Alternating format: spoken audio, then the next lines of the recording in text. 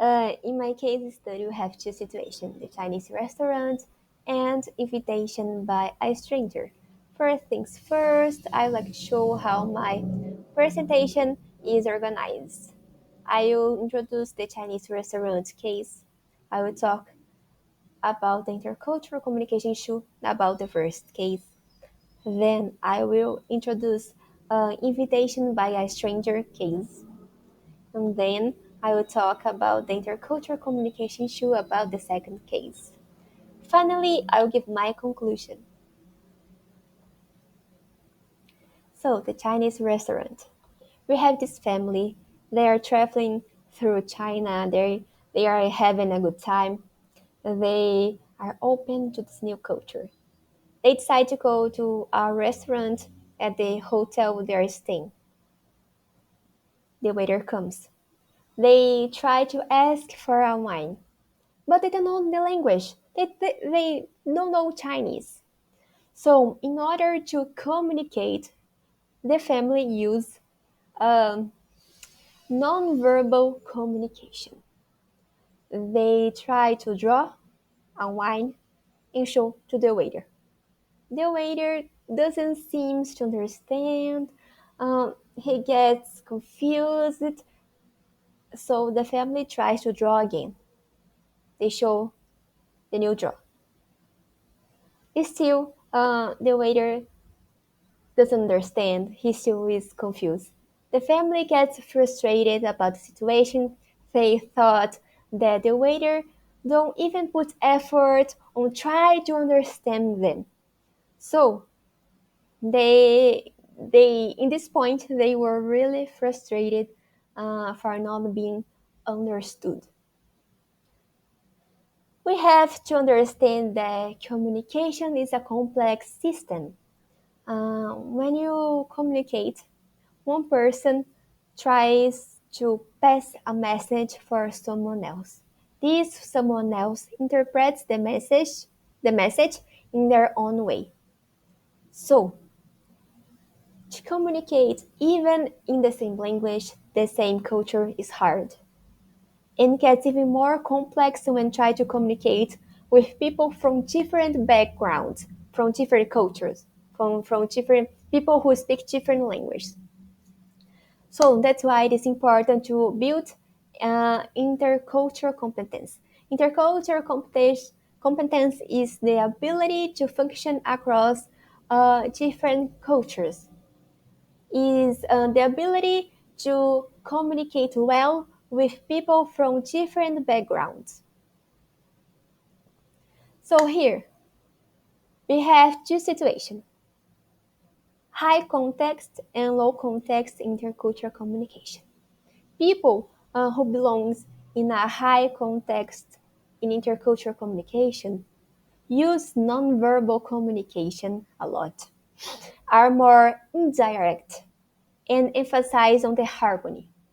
Whereas people who is in a low context in intercultural communication needs depend on verbal communications. They are more direct and they focus on clarity of the message.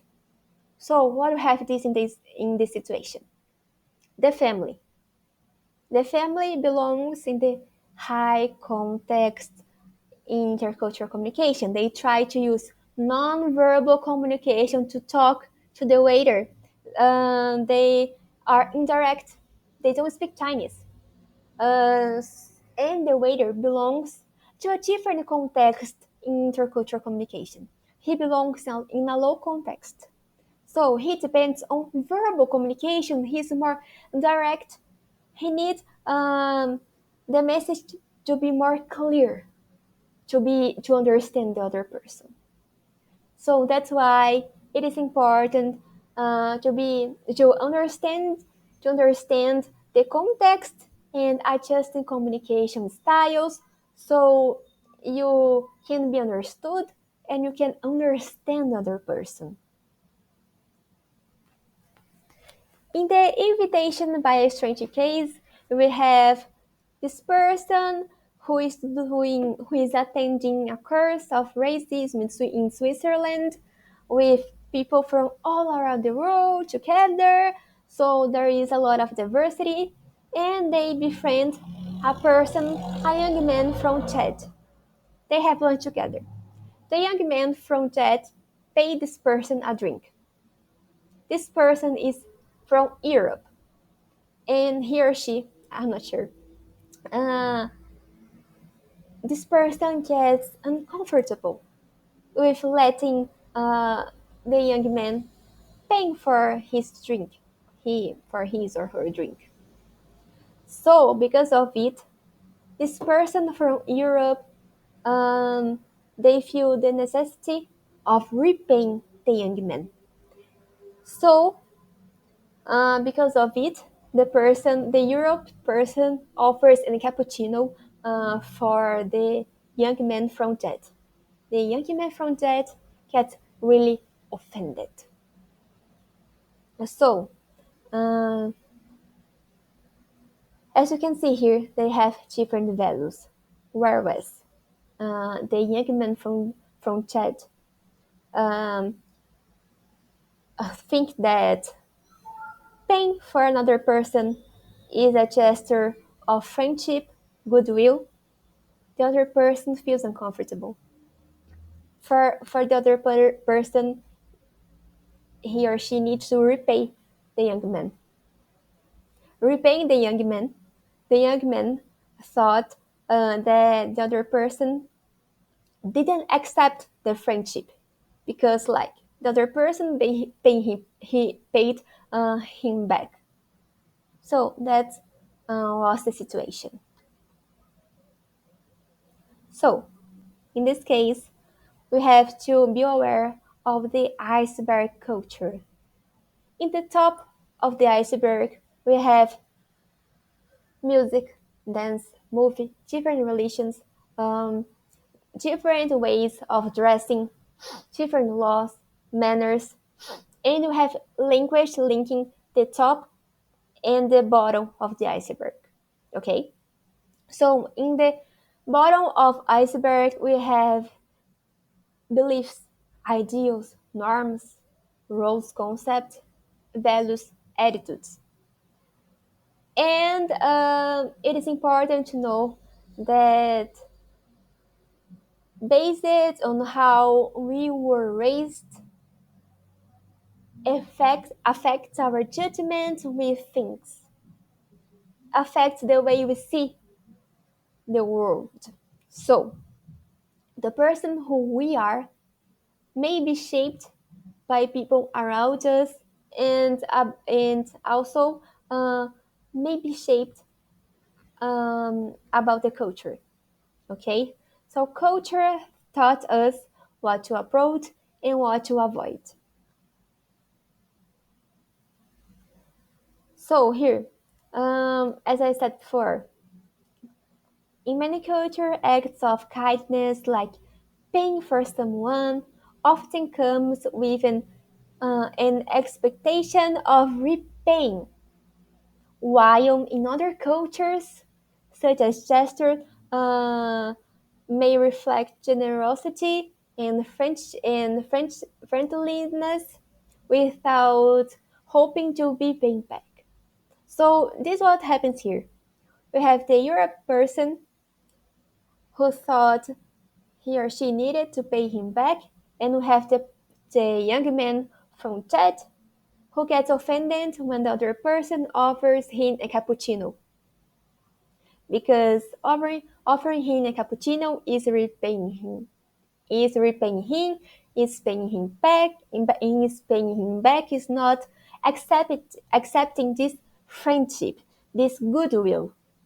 So the incident demonstrates how cultural difference in values can lead to misunderstandings.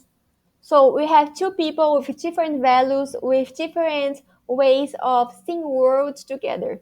So that's why the misunderstanding were made. So it is important to one, suspending assumptions, avoid interpreting actions through one's own culture's lens. And is also Two, necessary observing and adapting, recognizing and respecting cultural differences in social norms. And three, seeking shared understanding, using empathy to bridge gaps in interpretation and foster better communication.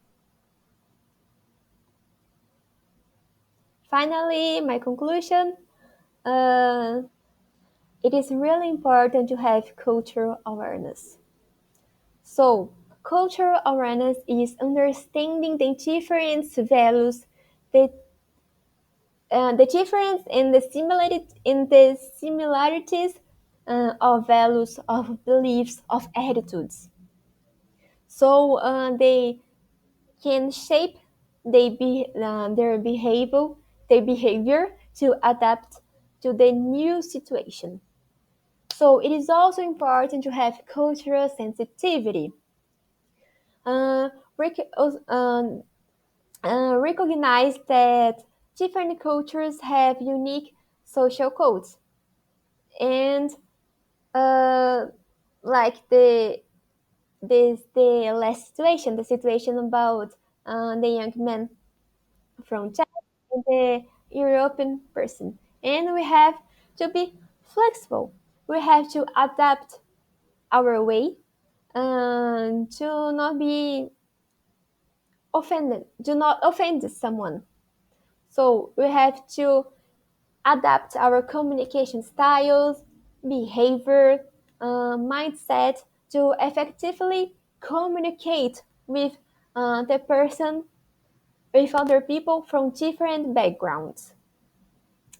And that's it for today. Thank you for watching.